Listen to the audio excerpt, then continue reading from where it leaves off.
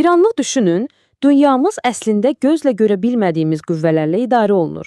Bugün biz həyatımıza bu qədər təsir edən iki nəhəng, amma görünməz qüvvəyə, yəni elektrik və səsə baş vuracaq.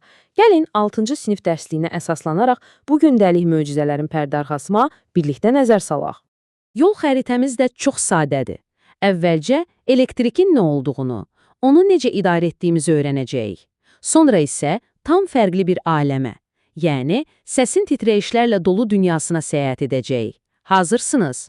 Yaxşı, gəlin birbaşa başlayaq elektrika. Hə, o düyməni basanda otağı işıqlandıran, telefonumuzu dolduran o sehirli qüvvə. Amma bu qığılcımın arxasında əslində nə dayanır? Söhbət nədən gedir? Əslində elektrik enerjisi sözün əsl mənasında hər yerdədir. Düşünün ki, balaca bir lampanı yandıran qüvvə ilə səmanı yaran güclü bir şimşəyin mənbəyi eynidir.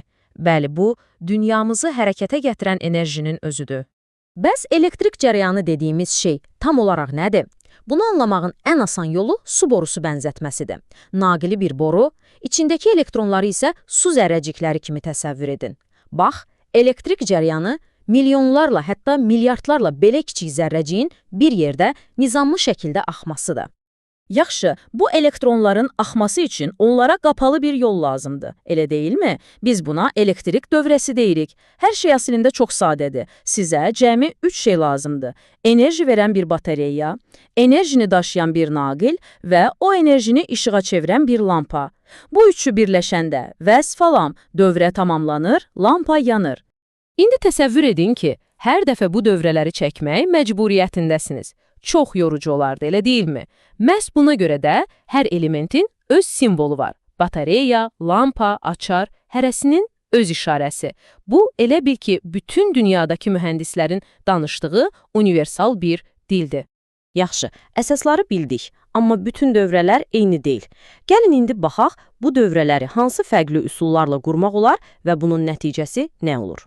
Yəqin ki, hamının başına gəlib. Yeni il işıqlarını asırsınız, bir lampa xarab olan kimi bütün zəncir sönür. Dəhşət əsəbiləşdiricidir. Bəs niyə belə olur? Cavab, dövrənin necə qurulmasında gizlidir. Deməli, iki əsas növ var. Bir tərəfdə ardıcıl dövrə. Bunu tək sulaqlı yol kimi düşünün. Bütün maşınlar bir-birinin ardınca getməlidir. Digər tərəfdə isə paralel dövrə var. Bu isə artıq çox sulaqlı bir magistrala bənzəyir. Bütün fərq də bax bu yolların sayındadır. Və bu bir balaca fərq hər şey dəyişir. Ardıcıl dövrədə, yəni o tək solaqlı yolda bir lampa xarab olsa bütün yalı bağlanır. Oyun bitdi. Amma paralel dövrədə bir zolaq bağlansa nə olar? Heç nə, cərəyan digər zolaqlardan axmağa davam edər. Məhz buna görə evlərimizdəki bütün elektrik sistemi paralel şəkildə qurulub. Yaxşı. Elektrikin necə axdığını bilirik, bəs onu necə idarə edirik? Necə olur ki, bəzi materiallar cərəyanı keçirir, bəziləri isə yox? Bəziləri elektronlar üçün qırmızı xalı sərir, bəziləri isə sərt bir mühafizəçi kimi giriş qadağandır deyir. Gəlin bu qapçılarla tanış olaq. Heç fikir vermisiniz? Elektrik naqilləri niyə həmişə o plastik materialla örtülü olur? İnanın ki, bu sadəcə görüntü üçün deyil. Hər şey təhlükəsizliklə bağlıdır və bu bizi birbaşa növbəti mövzumuza gətirir. Keçiricilər və izolyatorlar. Bir tərəfdə keçiricilər var. Mis kimi metalları düşünün. Onlar elektronların heç bir mane olmadan içlərindən keçib getməsinə icazə verirlər. Digər tərəfdə isə izolyatorlar var. Bəzən onlara dielektrik də deyirlər. Qəşəng sözdür, elə deyilmi? Plastik və ya şüşə kimi. Onlar isə tam əksini edirlər. Elektronlar üçün sanki bir kərpiç divardır. Baxın, bu sadə təcrübə hər şeyi göstərir. Dövrəyə metal bir qaşıq qoşursunuz və lampa dərhal yanır. Çünki metal cərəyanı keçirir. Amma onu plastik bir xətkeşlə əvəz edin, heç nə olmur. İşıq sönülü qalır. Və naqilləri plastiklə örtməyimizin səbəbi də tam olaraq budur. Elektriki təhlükəsiz şəkildə içəridə saxlamaq və bizi pis bir elektrik şokundan qorumaq. Yaxşı, elektrik mövzusunu hələlik yekunlaşdıraq. Gəlin indi ətrafımızdakı başqa bir görünməz qüvvəyə keçək, səsə. Eyni ilə elektrik kimi, səs də hərəkətdə olan bir enerjidir.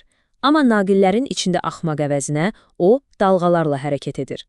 Bugünə qədər eşitdiyiniz hər bir səsin mənbəyi nədir? Cavab çox sadədir, titrəşlər. Bir gitara simi, bir zəng, hətta öz səs tellərimiz, hamısı titrəyir. Bu titrəmə ətrafındakı havanı itələyir və bir ləpə, bir dalğa yaradır və bu dalğa düz gəlib qulağımıza çatır. Yəni, bütün prosesi 3 sadə addıma bölə bilərik. Birinci addım, nəsə titrəyir. İkinci addım, bu titrəyiş havada bir dalğa yaradır. Üçüncü addım, dalğa gəlib qulaq pərdəmizə dəyir və onu da titrədir. Bundan sonra isə beynimiz öz sehrini göstərir və deyir, aha, mən nəsə eşidirəm.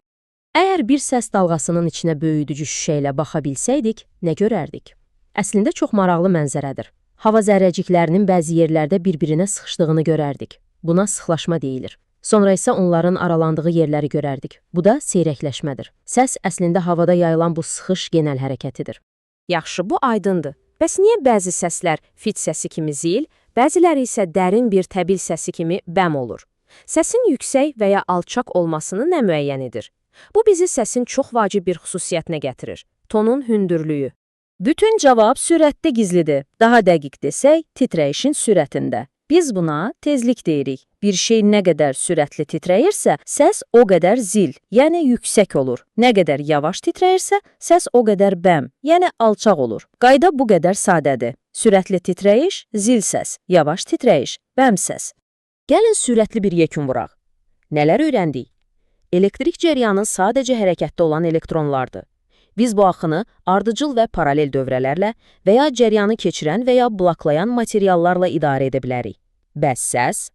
O isə titrəşişlərin yaratdığı enerji dalğalarıdır. Və bu titrəşişlərin sürəti də bizə yüksək və alçaq notlar verir.